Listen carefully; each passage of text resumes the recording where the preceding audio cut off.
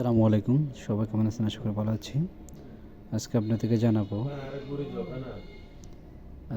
জানাবো 2025 সালে প্রাথমিক পরীক্ষায় আসা বাংলাদেশ বাংলাদেশ বিষয় বলি। বাংলাদেশ সরকার কবে পলিথিন ব্যবহার নিষিদ্ধ আইন প্রণয়ন করে? 2002 সালে।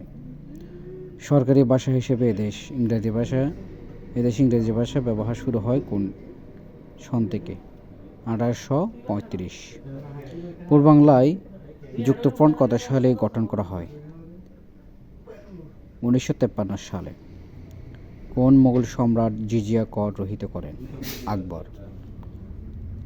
পূর্ব বাংলা প্রাদেশিক পরিষদে কতটি আসন ছিল? 309টি। প্রাপ্ত পদক সংখ্যা অনুযায়ী 1984 সাল সাব গেমস বাংলাদেশ অবস্থান ছিল পঞ্চম।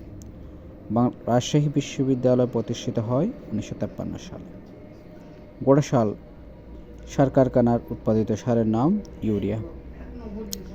ধন্যবাদ ভিডিও দেখার জন্য। ভালো লাগলে লাইক এবং শেয়ার করবেন।